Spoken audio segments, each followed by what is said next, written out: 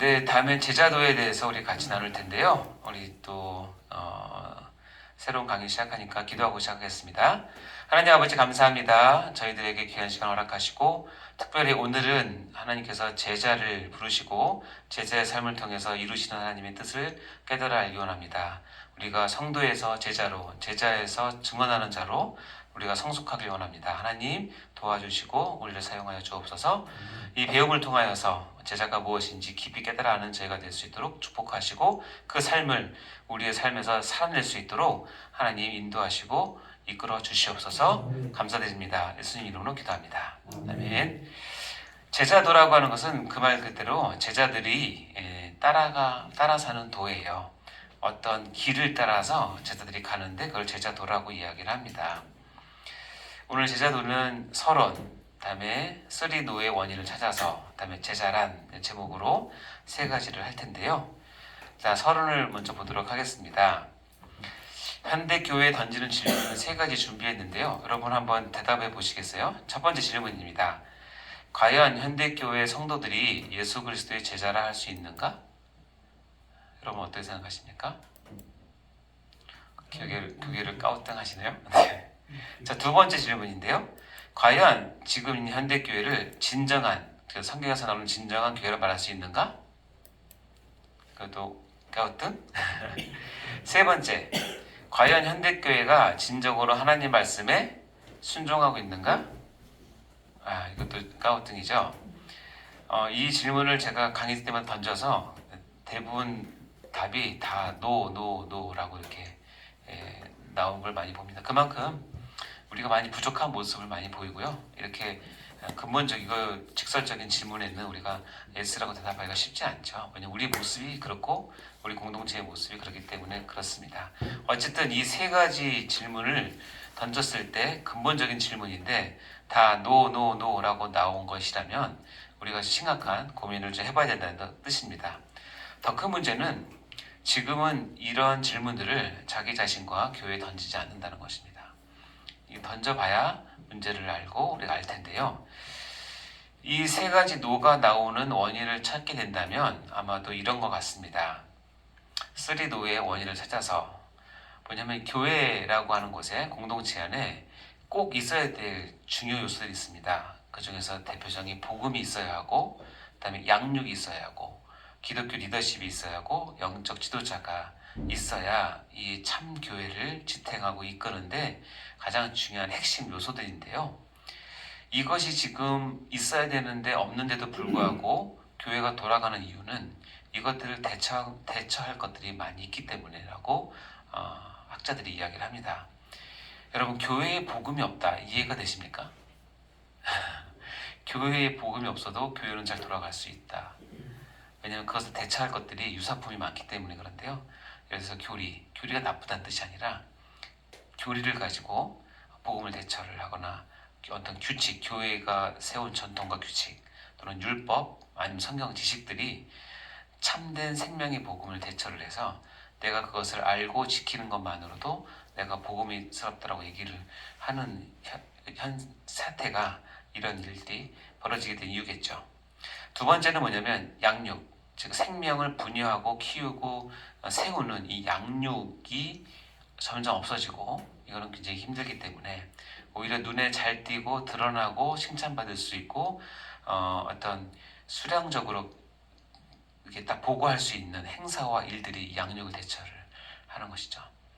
행사와 일은 하나님의 생명과 복음을 전하고 양육하는데 도움이 되는 부수적인 일이지 행사와 일이 절대로 양육과 복음을 대처할 수는 없어요. 양육이 행사와 일로 대처했을 때 이런 일이 일어날 수 있다는 거.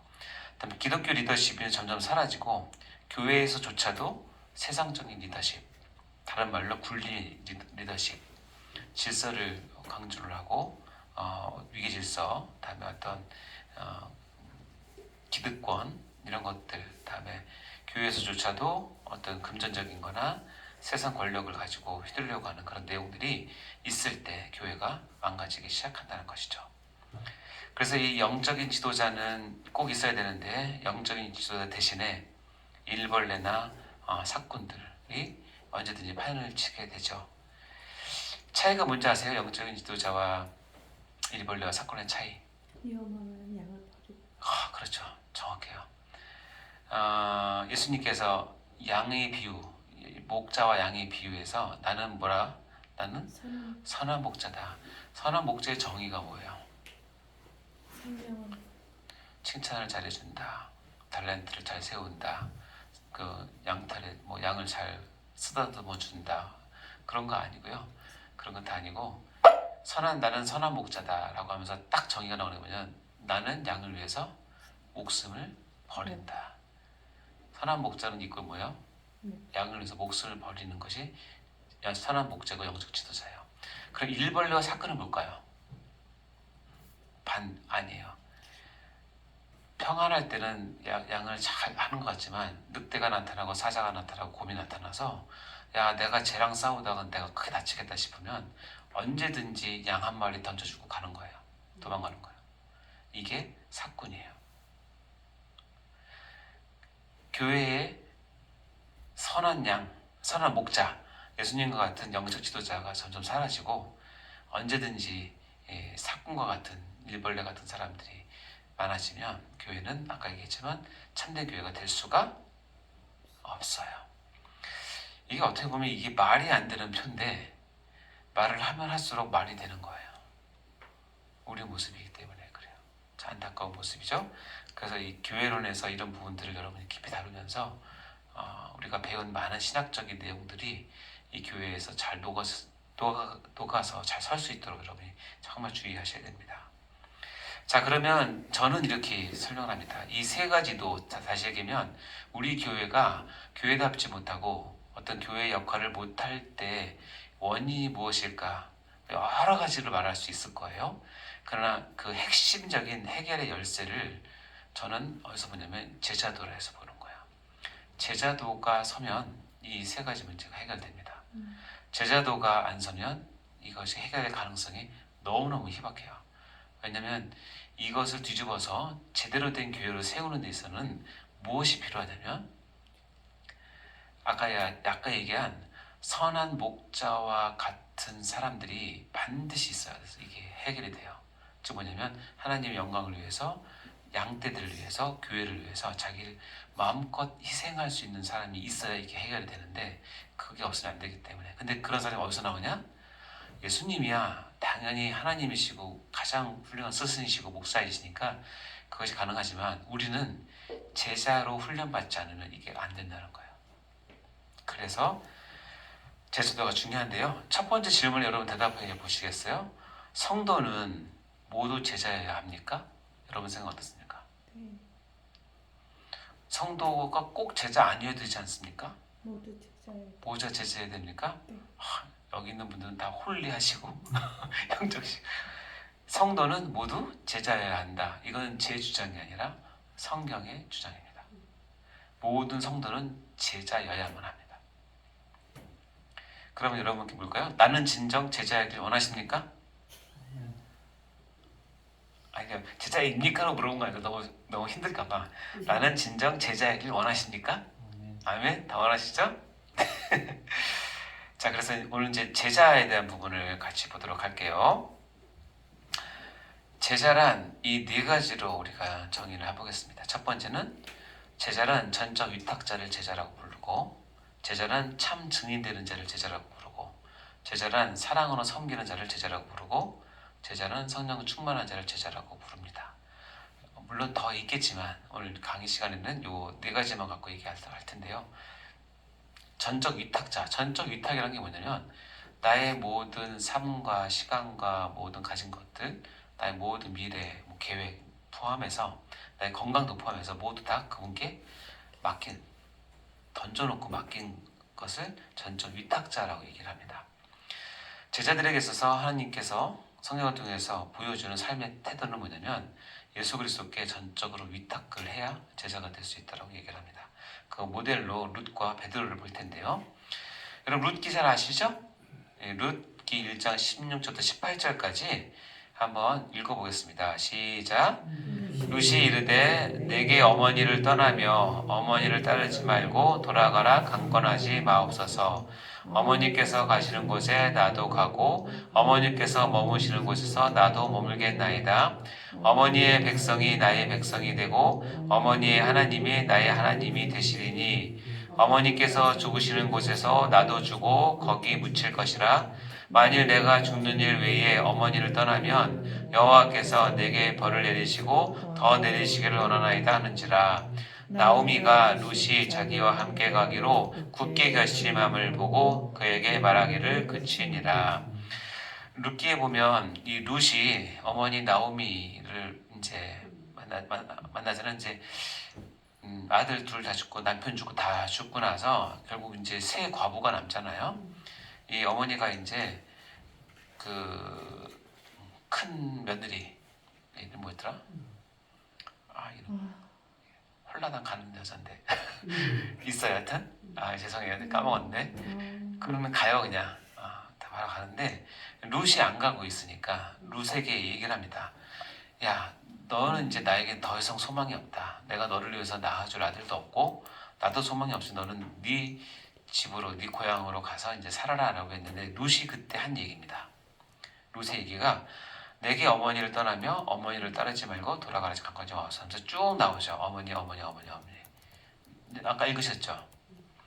이 어머니란 단어에 여러분 주님이란 단어를 넣으면 전적 위탁자가 뭔지를 확실합니다. 자, 여기 앞에 화면 보세요. 제가 바꿔놨어요. 친절하죠? 시작. 룻이 이르되 내게 주님을 떠나며 주님을 따르지 말고 돌아가라 강권하지 마옵소서. 주님께서 가시는 곳에 나도 가고 주님께서 머무시는 곳에서 나도 머물겠나이다. 주님의 백성이 나의 백성이 되고 주님의 하나님이 나의 하나님이 되시리니 주님께서 죽으시는 곳에서 나도 죽어 거기 묻힐 것이라. 만일 내가 죽는 일 외에 주님을 떠나면 여호와께서 내게 벌을 내리시고 더 내리시기를 원하나이다 하는지라. 나오미가 룻이 자기와 함께 가기로 굳게 결심함을 보고 그에게 말하기를 그치니라. 이것이 바로 전적 위탁자예요. 이해되셨죠? 제가 불과 설명 안 하셔도 알 거예요. 그리고 마지막으로 제가 할 건 뭐냐면 전적 위탁자는 뭐냐면 내가 주님을 이렇게 따르기로 굳게 결심함을 주위 사람들이 보고 이제 얘 너 그렇게 하지 마 이제 그만해라고 하는 말을 그칠 때까지 하는 거예요. 너 예수에 미쳤냐? 너 그렇게 사냐? 너 그 아까운 돈을 그렇게 헌금하냐? 야 그렇게 살면 안 되지. 너 노후도 생각해야 되지 않냐? 라는 말을 내가 주님 따를 때 많이 듣습니다. 들을 수 있어요? 그러다가 내 주위의 사람들이 가까운 사람들이 내 친척이나 내 형제 자매들이 내 부모들이 쟤는 이제 완전히 미쳤구나 예수에 하고 그 말하기를 그칠 때 그 사람을 전적 위탁자로 얘기하는 거예요. 쟤는 포기했다 야 아이고 쟤는 예수께 그냥 갔다 라고 인정하는 사람. 이 전적 위탁자가 제자의 첫걸음이에요. 여러분 전적 위탁자입니까? 네. 네. 주위에서 이제 말하기를 다 포기하셨죠? 네. 할렐루야. 네. 이것이 이제 룻을 통해서 본 전적 위탁자, 즉 제자도가 무엇인지를 보는 아주 너무 귀한 말씀인데요. 여러분 잘 새겨 들으시기 바라고. 베드로가 이렇게 고백합니다. 요한복음 6장 68절 시작. 시몬 베드로가 대답하되 주여 영생의 말씀이 주께 있사오니 우리가 누구에게로 가오리까. 전적 위탁자는 뭐냐면 시몬 베드로가 주위 무리들이 다 떠납니다. 다 떠나는데 베드로가 얘기합니다. 너희도 가려느냐? 라는 질문에 베드로가 주여 우리가 누구에게 가겠습니까? 나는 붙어 있겠습니다. 라고 얘기를 해요. 근데 중요한 건 뭐냐면 이유가 중요해요. 뭐예요? 영생의 말씀이 누구에게 있다? 주께 있기 때문에요. 내가 주를 따르는 이유는 아까 전적 위탁을 하는 이유는 뭐냐면 나에게 영생을 주는 말씀이 그분에게만 예수에게만 있다는 걸 내가 확실히 알기 때문에 그래요. 그 외에는 갈 수가 없기 때문에 그래요. 정확히 얘기하면 그 외에 가는 것은 나에게 의미가 없고 위험하기 때문에 나 이분만 붙잡고 있어야 돼. 왜냐면 나를 살리는 말씀이 죽게만 있기 때문에 이거를 확실히 깨달은 사람이에요. 그 제자는 하나님의 말씀에 깜빡 죽고 거기에 사는 사람들이에요. 거기에 저기에 내 생명이 있구나라고 인정하고 따르는 사람이 바로 전적 위탁자입니다. 자, 이런 전적 위탁자를 하나님께서 이제 제자의 출발을 하게 하시는데 다행히 하나님께서 제자로 출발할 때 모집 공고를 냅니다. 여러분 모집 공고를 볼 테니 같이 모집 지원하시겠습니까? 네, 한번 제자 모집 공고를 한번 보도록 하겠습니다. 누가복음 14장 25절과 27절 말씀인데요. 자, 읽어볼까요? 시작. 수많은 무리가 함께 갈새 예수께서 돌이키사 이르시되 무릇 내게 오는 자가 자기 부모와 처자와 형제와 자매와 더욱이 자기 목숨까지 미워하지 아니하면 능히 내 제자가 되지 못하고 누구든지 자기 십자가를 지고 나를 따르지 않는 자도 능히 내 제자가 되지 못하리라. 이 말씀에 보면 예수님을 따르는 두 그룹이 있는데 항상 두 그룹은 비교해서 나옵니다. 하나는 무리라고 하는 수많은 다수가 있는 걸 무리라고 얘기를 하고, 하나는 뭐냐면 제자들이 나오는데 이건 소수이에요. 무리와 제자의 공통점은 뭐냐면 예수님이 있는 곳에 있습니다. 예수님이 큰 일을 행하시면 박수칩니다. 예수님이 기적을 행하시면 놀랍고 막 환호하고 예수님 최고라고 칭찬하고 친송하고 찬양합니다. 차이점이 뭔지 아세요? 내가 예수를 따르는 것이 수가 틀릴 때 나는 그렇게 생각하는데 예수가 나한테 무리한 걸 요구하거나 예수가 나에게 이거는 내가 할 수 없는 부분인데 나에게 요구를 한다거나 내가 예수를 따르고자 결정하면 이거는 내가 반드시 손해본다고 생각했을 때 그런 일이 보였을 때 그런 현상이 일어날 때 무리와 제자의 차이점이 뭐냐면 무리는 뒤도 안 돌아보고 돌아서는 게 무리예요. 다수에 많게 상관없이. 제자는 뭐냐면 그럼에도 불구하고 끝까지 쫓아가는 게 제자예요. 근데 예수님은 수많은 무리와 함께 뒤에 수천 명이 따라옵니다. 근데 예수님께 갑자기 무슨 생각이 드셨는지 무리가 따라가는데 갑자기 뒤돌아서서 이 말씀하시는 거예요. 돌이키사. 나오죠? 돌이켜서 의도적으로 얘기하는 거예요. 너희들 왜 오니나? 왜 나 따라오니? 내게 오는 자는 조건이 있다. 내 제자가 되어야 되는데 자기 부모, 처자, 형제, 자매, 더욱이 자기 목숨까지 미워해야 된다는 거예요. 이게 첫 번째 조건이에요. 두 번째는 뭐냐면 누구든지 자기 십자가를 질 준비를 하고 자기 십자가를 지고 나를 따르는 자야만이 내 제자가 될 수 있다는 거예요. 근데 예수님은 무리를 통해서 하나님 나라 일을 해본 적은 없어요. 있죠. 무리가 예수님을 못 박으라고 소리쳤으니까 그런 식으로 쓰임 받을 수는 있어요. 근데 그거는 굉장히 아주 안타까운 일이죠. 하나님은 언제나 반드시 소수의 제자를 통해서 하나님이 일을 하세요.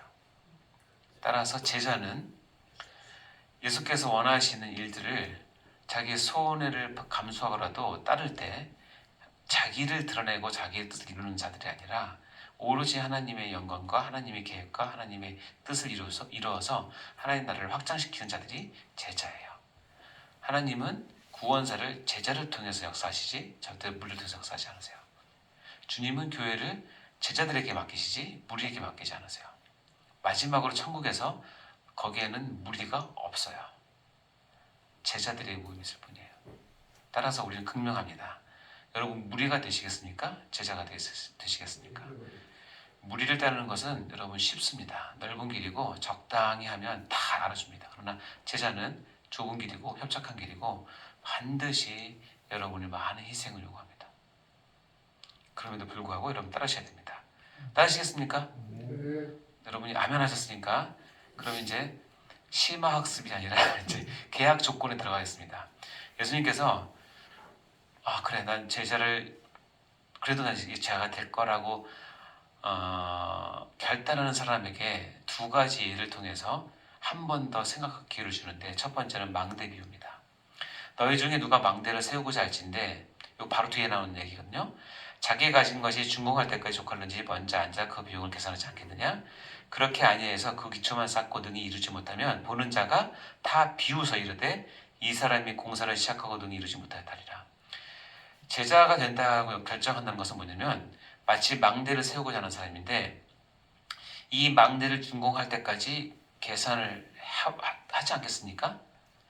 근데 예를 들어서 이 망대가 세우는데 1억이 드는데 내 통장에 지금 한 5천만 원밖에 없어요. 그럼 어떻게 해요? 시작하면 안 되겠죠.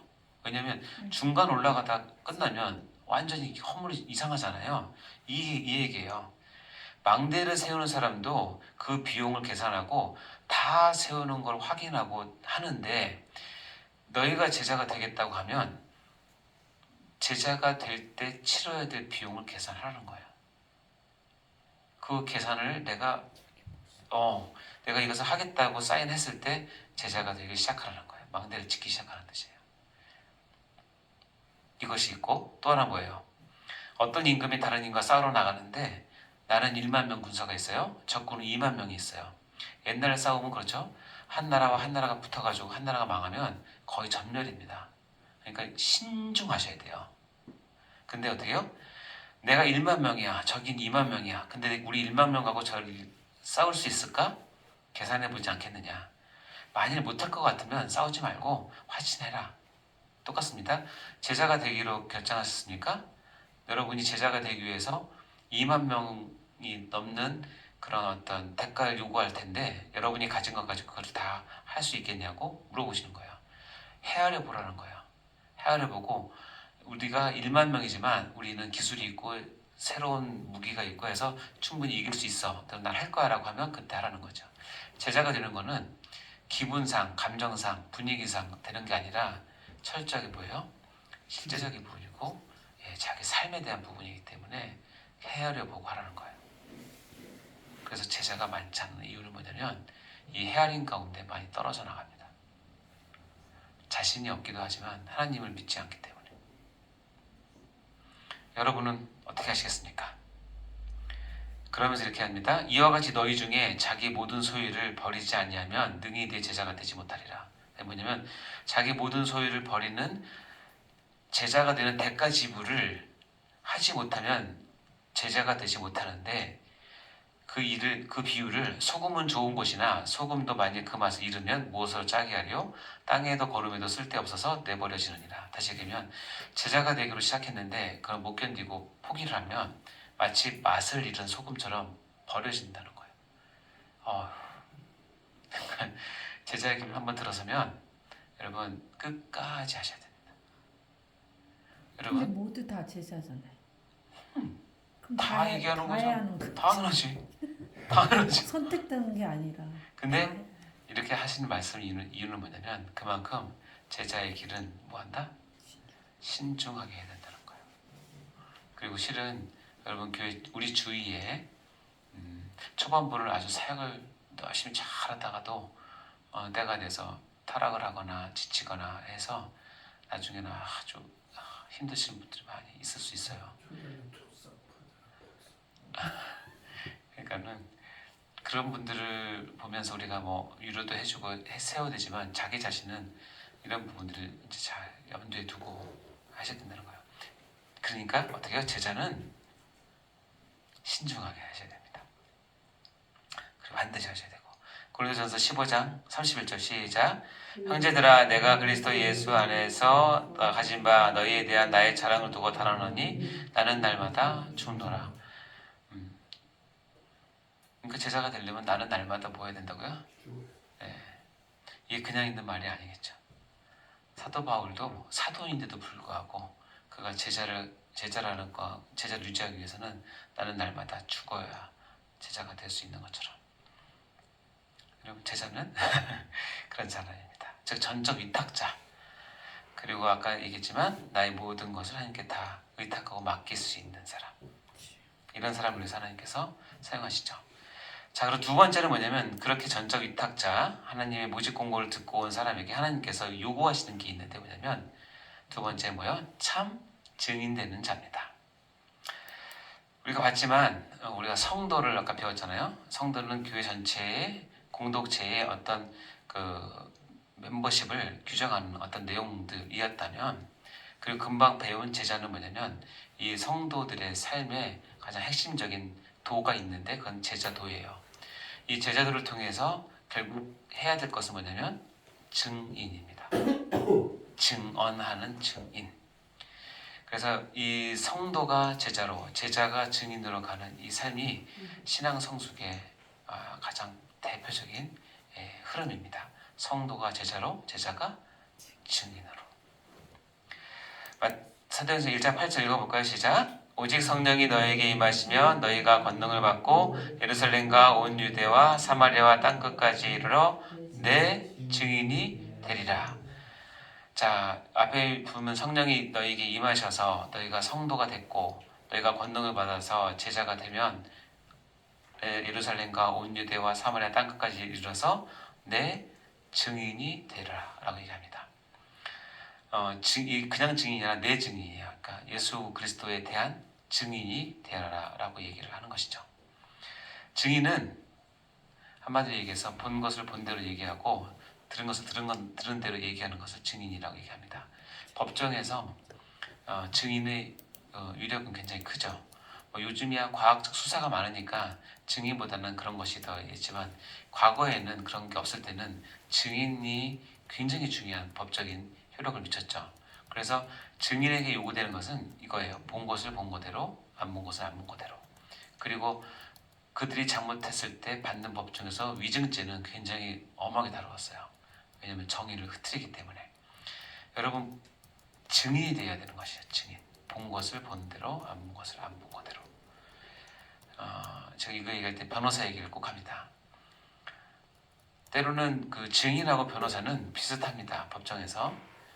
변호사는 뭐냐면 그 사건을 일어난 것을 다 내용을 취합하고 다 자료를 취합해서 재구성을 해서 판사들한테 이야기를 해서 우리 의뢰인한테 유리한쪽으로 그것을 재구성해서 이야기를 해줍니다. 그렇게 해서 좋은 판결을 이끌어내는 것이 변호사예요. 근데 증인은 그게 아니에요. 있는 것대로 얘기하는 거거든요. 그러니까 증인과 변호사의 차이는 뭔지 아세요? 가장 결정적인 차이. 왜냐면 증인은 그 현장에서 있었던 사람이고 변호사는 그 현장에 없었던 사람이에요. 우리를 하나님께서 변호사로 부르지 않았는 거예요. 그 얘기 뭐냐면 하나님의 은혜의 현장에, 역사의 현장에 여러분이 먼저 들어가 있고 거기에서 보고 들은 것을 내가 뭐예요? 증언을 하는 것을 얘기하는 거예요. 변호사는 공부하면 되지만 증인은 공부하는 게 아니라 그 자리에 있어야 돼요. 마태복음 4장 19절 읽어보겠습니다. 시작. 말씀하시되 나를 따라오라 내가 너희를 사람 낚는 어부가 되게 하리니. 그래서 말하는 사람 낚는 어부가 바로 증인의 역할을 표현하는 얘기겠죠. 네, 잠시 쉬고 두 번째 강의하고 정리하도록 하겠습니다. 수고하셨습니다.